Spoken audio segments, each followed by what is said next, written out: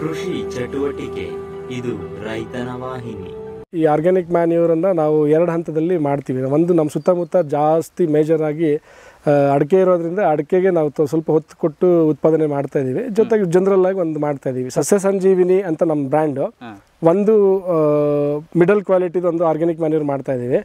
ಇನ್ನೊಂದು royal CSP ಅಂತ ಒಂದು ಪ್ರೀಮಿಯಂ ಕ್ವಾಲಿಟಿ ಬ್ರ್ಯಾಂಡ್ ಇಟ್ಕೊಂಡಿದ್ದೀವಿ. ಸೊ ನಮ್ಮಲ್ಲಿ ಮ್ಯಾಕ್ಸಿಮಮ್ ಏನು ಕ್ವಾಲಿಟಿ ಮಾಡೋಕ್ಕಾಗತ್ತೆ ಅಷ್ಟು ಮ್ಯಾಕ್ಸಿಮಮ್ ಕ್ವಾಲಿಟಿ ಮಾಡಿ ಒಂದು ಪ್ರೀಮಿಯಂ ಕ್ವಾಲಿಟಿ ಒಂದು ಮಿಡಲ್ ಕ್ವಾಲಿಟಿ 2 ಕ್ವಾಲಿಟಿನ ಮಾಡ್ಕೊಂಡಿದ್ದೀವಿ. ಸೊ ಮೊದಲಿಗೆ ನಮಗೆ ಆರ್ಗ್ಯಾನಿಕ್ ಮ್ಯಾನ್ಯೂರಲ್ಲಿ ಏನೇನೆಲ್ಲ ಬರುತ್ತೆ ಅಂತಂದರೆ ಸಗಣಿ, ಪ್ರೆಸ್ ಮಡ್ಡು, ತೆಂಗಿನ ನಾರಿನ ಪುಡಿ, ಸುಣ್ಣ, ಬೂದಿ, ಮೆಗ್ನೀಷಿಯಂ ಸಲ್ಫೇಟು, ಬೂದಿಲಿ ಒಂದು 2-3 ಥರ ಹಾಕ್ತೀವಿ, ಮತ್ತು ಮೊಲಾಸಿಸ್ಸು.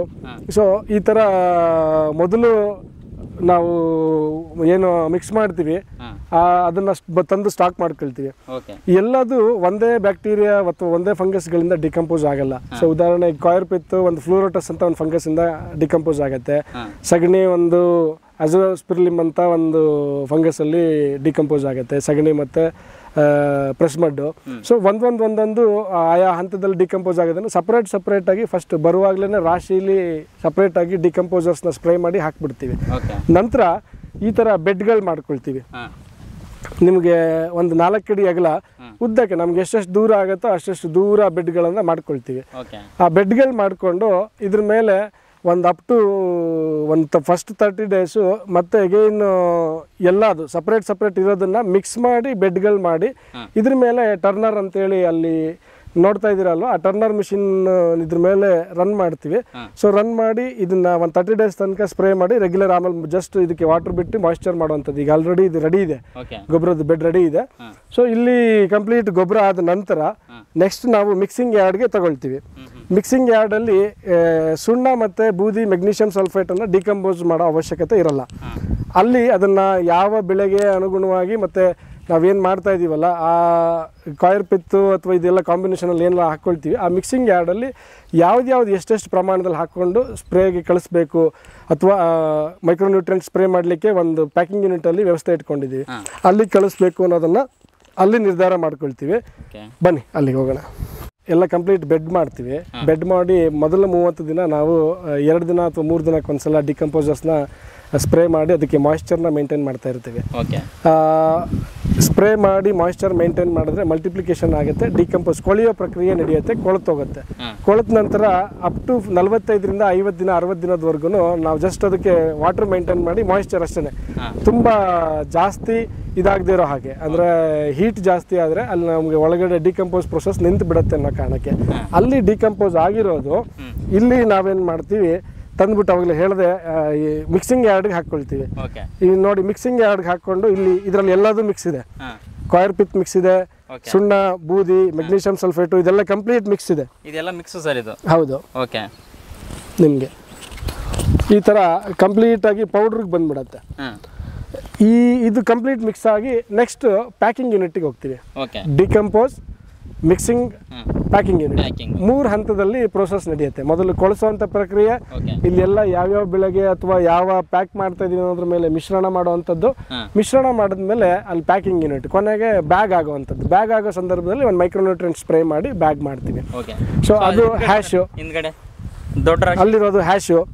ನೋಡಿ ಹ್ಯಾಶ್ ಅಂತಂದ್ರೆ ನಾವು ಎಲ್ಲೋ ಸಿಕ್ಕ ಬೂದಿ ಎಲ್ಲದನ್ನು ತಗೊಳಕ್ಕಾಗಲ್ಲ. ಇಲ್ಲಿ ನಾವು ಸೋರ್ಸ್ ಏನಿದೆ ನಾವು ಪರ್ಚೇಸ್ ಮಾಡುವಾಗ ಆ ಸೋರ್ಸನ್ನು, ರಾ ಮೆಟೀರಿಯಲ್ ಸೋರ್ಸನ್ನು ನಾವು ತಿಳ್ಕೊಂಡಿರ್ಬೇಕು. ಇಲ್ಲ ಅಂತಂದ್ರೆ ನಾವು ರಿಸಲ್ಟ್ ಕೊಡೋದ್ರಲ್ಲಿ ಫೇಲ್ ಆಗ್ತೀವಿ. ತುಂಬ ಜನ ಆರ್ಗ್ಯಾನಿಕ್ ಮ್ಯಾನ್ಯೂರ್ ಮಾಡ್ತೀವಿ ಅಂತ ಮಾಡ್ತಾರೆ, ಬಟ್ ಯಾಕೆ ರಿಸಲ್ಟ್ಸ್ ಬರಲ್ಲ ಅಂತಂದ್ರೆ ಬೂದಿ ಹಾಕೋದು ಎಲ್ಲಿ ಸಿಗುತ್ತೋ ಕಡಿಮೆ ಬೆಲೆಗೆ ಬೂದಿ ತಂದು ಹಾಕ್ಬಿಡೋದು. ಬೂದಿಲಿ ಯಾವ ಬೂದಿ ಹಾಕ್ತೀವಿ ಅನ್ನೋದು, ಸುಣ್ಣದಲ್ಲೇ ಮೈನಿಂಗ್ ಸೋರ್ಸ್ ಎಲ್ಲಿಂದ ಸುಣ್ಣ ಬರುತ್ತೆ, ಬಿಳಿದು ಕಾಡೋ ಪೌಡ್ರು, ಟಾಲ್ಕ್ ಪೌಡ್ರ್ ಕೊಟ್ಟು ಸುಣ್ಣ ಅಂತ ಮೋಸ ಮಾಡ್ತಾರೆ. Magnesium sulphate, mining magnesium sulphate, ಯಾವುದೋ ಒಂದು ವೇಸ್ಟ್, ಇಂಡಸ್ಟ್ರಿಯಲ್ ವೇಸ್ಟ್ ಕೊಟ್ಬಿಟ್ಟು ಮೆಗ್ನೀಷಿಯಂ ಸಲ್ಫೇಟ್ ಅಂತ ಹೇಳ್ತಾರೆ. ಸೊ ಎಲ್ಲದನ್ನು ಮಿಕ್ಸ್ ಮಾಡ್ತೀವಿ ಅನ್ನೋ ಕಾರಣಕ್ಕೆ ಮಾಡಿ ಹಾಕೊಟ್ಟ ತಕ್ಷಣ ರಿಸಲ್ಟ್ಸ್ ಬರಲ್ಲ. ಸೊ ನಾವು ಆ ಸೋರ್ಸ್ ಎಲ್ಲಿಂದ ಬರುತ್ತೆ ಅದನ್ನ ನೋಡಿಕೊಂಡು ಜಿನಿಯನ್ ಸೋರ್ಸಿಂದ ಖರೀದಿ ಮಾಡಿ ಮಿಕ್ಸ್ ಮಾಡಿದ್ರೆ ಮಾತ್ರ ಆಗುತ್ತೆ. ನೋಡಿ ಹ್ಯಾಶಲ್ಲೇ ಬೇರೆ ಕಲರ್ ಇದೆ. ಒಂದು ಅದನ್ನು ಹ್ಯಾಶು.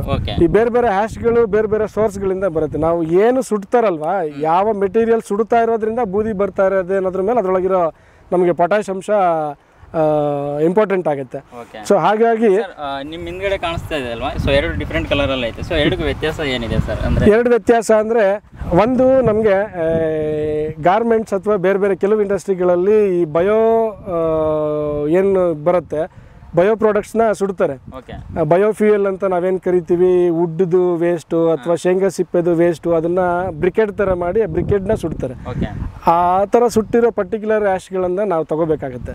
ಸೊ ಅದರಲ್ಲಿ ಬೇರೆ ಬೇರೆ ಮೆಟೀರಿಯಲ್, ವುಡ್ ಸುಟ್ಟಿದ್ದು ಅಥವಾ ಬೇರೆದು ಜೊತೆಗೆ ಬೇರೆ ಬೇರೆ ಸುಡ್ತಾರಲ್ವ, ಆ ಥರ ಹೆವಿ ಮೆಟಲ್ ಇಲ್ಲದೆ ಇರೋವಂಥ ಮೆಟೀರಿಯಲ್ಗಳನ್ನು ಆಯ್ಕೆ ಮಾಡ್ಕೋಬೇಕಾಗುತ್ತೆ. ಸೊ ಆಯ್ಕೆ ಮಾಡಿಕೊಂಡು ನಾವು ಹಾಕ್ಕೊಳ್ತೀವಿ. ಸೊ ಕೋಳಿ ಗೊಬ್ಬರನ ತಂದ ತಕ್ಷಣ ಹಾಕಬಾರ್ದು. ಹೇಗೇನು ಕೋಳಿ ಗೊಬ್ಬರನ ನಾವು ಡಿಕಂಪೋಸ್ಗೆ ಅಂತ ಬಿಡಬೇಕು.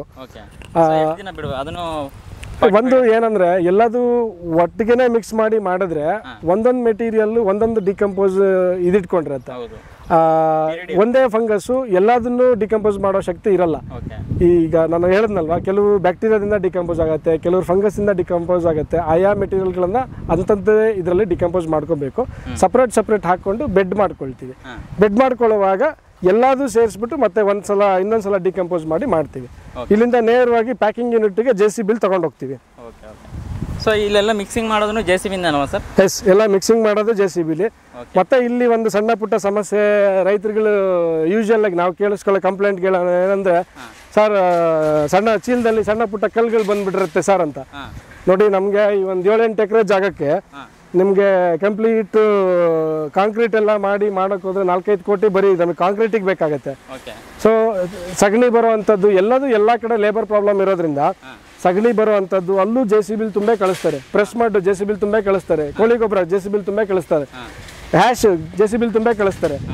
ಸೊ ಎಲ್ಲದೂ ಪ್ರತಿಯೊಂದೂ JCB ಒಂದು ಮೆಷಿನರಿ ಮೇಲೆ ಡಿಪೆಂಡ್ ಆಗಿರೋದ್ರಿಂದ ಒಂದು ಹಂತದಿಂದ ಇನ್ನೊಂದು ಹಂತಕ್ಕೆ ಹೋಗುವಾಗ, ತಲುಪುವಾಗ, ಮಿಕ್ಸ್ ಮಾಡುವಾಗ ಎಲ್ಲ ಹಂತದನ್ನು ಭೂಮಿ ಮೇಲೆ ಮಾಡ್ತೀವಿ. ಸಣ್ಣ ಪುಟ್ಟ ಕಲ್ಲುಗಳು ಬರೋ ಸಾಧ್ಯತೆ ಇರುತ್ತೆ. ಅಲ್ಲೂ ನಾವು 10ರಿಂದ 11 mm ಜರಡಿ ಹಾಕಿದ್ದೀವಿ. ಅದಕ್ಕಿಂತ ಚಿಕ್ಕ ಗಾತ್ರದ ಏನಾದರೂ ಕಲ್ಲುಗಳು ಬಂದರೆ ಕಲ್ಲು ಬರುವಂಥ ಸಾಧ್ಯತೆ ಇರುತ್ತೆ. ಸೊ ಇಲ್ಲಿಂದ ನೇರವಾಗಿ ಪ್ಯಾಕಿಂಗ್ ಯೂನಿಟಿಗೆ ಹೋಗುತ್ತೆ. ನೋಡಿ, ಅಲ್ಲೇನು ಮಿಕ್ಸ್ ಆಗುತ್ತೆ, ಲಾಸ್ಟ್ ಫೈನಲ್ ಅಲ್ಲಿಂದ ನೇರವಾಗಿ ಬಂಕರಿಗೆ ಬರುತ್ತೆ. ಬಂಕರ್ ಮುಖಾಂತರ ಕೆಳಗಡೆ ಕನ್ವೇಯರಿಂದ ಸೀದಾ ನೇರವಾಗಿ ಜರಡಿಗೆ ಹೋಗುತ್ತೆ. ಬಂಕರ್ ಜಸ್ಟ್ ಸ್ಟೋರೇಜ್ ಅಷ್ಟೇ, ಸ್ಟೋರೇಜ್ ಪರ್ಪಸ್ಸು. ಇಲ್ಲಿಂದ ನೇರವಾಗಿ ಮೇಲ್ಗಡೆ ಜರಡಿಗೆ ಹೋಗುತ್ತೆ. ಜರಡಿಯಲ್ಲಿ ಸ್ಕ್ರೀನ್ ಆಗುತ್ತೆ. ಕಸ, ಕಡ್ಡಿ, ಕಲ್ಲು, ಮುಳ್ಳು, ದಪ್ಪ ಎಂಟೆಗಳು ಎಲ್ಲ ಜರಡಿಯಾಗಿ ವೇಸ್ಟ್ ಬಂದ್ಬಿಟ್ಟು ಆ ಕಡೆ ಹೋಗುತ್ತೆ. ವೇಸ್ಟ್ ಬಂದ್ಬಿಟ್ಟು ನಮಗೆ ಅಲ್ಲಿ ಟ್ರ್ಯಾಕ್ಟರ್ ಮೇಲೆ ವೇಸ್ಟ್ ಹೋಗುತ್ತೆ. ಜರಡಿಯಾಗಿ ಪ್ಯೂರ್ ಗೊಬ್ಬರ ಬಂದ್ಬಿಟ್ಟು ಕೆಳಗಡೆ ಬೀಳುತ್ತೆ. ಕೆಳಗಡೆ ಬಿದ್ದಾಗ ನಾವು ಈ ಟ್ಯಾಂಕಲ್ಲಿ ಮೈಕ್ರೋನ್ಯೂಟ್ರಿಯೆಂಟು ಜೊತೆಗೆ ಹ್ಯೂಮಿಕ್ ಫಲ್ವಿಕ್ ಅಮೋನಿಕ್ ಆ್ಯಸಿಡ್, ಸೀವಿಡ್ ಎಕ್ಸ್ಟ್ರಾಕ್ಟ್ಸ್ನ ಮಿಕ್ಸ್ ಮಾಡಿರ್ತೀವಿ. ಸೊ ಇದು ಗೊಬ್ಬರ ಹೋಗುವಾಗ ಸ್ಪ್ರೇ ಆಗಿ ಆನಂತರ ಇಲ್ಲಿ ಆಟೋಮ್ಯಾಟಿಕ್ ಪ್ಯಾಕಿಂಗ್ ಯೂನಿಟಿಗೆ ಬರುತ್ತೆ. ಈ ಆಟೋಮ್ಯಾಟಿಕ್ ಪ್ಯಾಕಿಂಗ್ ಯೂನಿಟಿಗೆ ಬಂದಾಗ ಆ ಥರ ಬ್ಯಾಗ್ ಕೊಟ್ಟರೆ ಕರೆಕ್ಟಾಗಿ 40 kg ಅಥವಾ 50 kg ನಾವು ಎಷ್ಟು ಸೆಟ್ ಮಾಡಿರ್ತೀವಿ ಅಷ್ಟು ಸೆಟ್ ಮಾಡಿಕೊಂಡು, ಸೊ ಇಲ್ಲಿ ಎಕ್ಸಾಕ್ಟಾಗಿ ಅದಕ್ಕೆ ಎಷ್ಟು ಸ್ಪ್ರೇ ಮಾಡಬೇಕು ಅನ್ನೋದನ್ನು ಅದು ಎಕ್ಸಾಕ್ಟಾಗಿ ಸ್ಪ್ರೇ ಮಾಡಿಬಿಟ್ಟು ಈ ಕಡೆ ದಬ್ಬತ್ತೆ. ಇಲ್ಲಿ ಸ್ಪ್ರೇ ಮಾಡಿದ್ದು ನೇರವಾಗಿ ಪ್ಯಾಕ್ ಆಗಿಬಿಟ್ಟು 40 kg ಅಥವಾ 50 kg ಯಾವ ವೆಹಿಕಲ್ ಇರುತ್ತೋ ಆ ವೆಹಿಕಲ್ಗೆ ಹೋಗುತ್ತೆ. ಸೊ ಇದು ರೈತರುಗಳು ತರ್ತಾರೆ, ಇಲ್ಲ ಬೇರೆ ನಮ್ಮ ಫ್ಯಾಕ್ಟ್ರಿಯಿಂದ ಹೋಗುತ್ತಲ್ವಾ, ನಮ್ಮ ಕಂಪ್ನಿಗಳದ್ದೇ ವೆಹಿಕಲ್ಗಳಿದೆ. ಸೊ ಇಲ್ಲಿಗೆ ಬಂದ್ಬಿಟ್ಟು ಇಲ್ಲಿಂದ ರೈತರುಗಳ ಮನೆಗೆ ಹೋಗುತ್ತೆ. ಇದು overall organic manufacturing unit process. ಕೃಷಿ ಚಟುವಟಿಕೆ ಇದು ರೈತನ ವಾಹಿನಿ.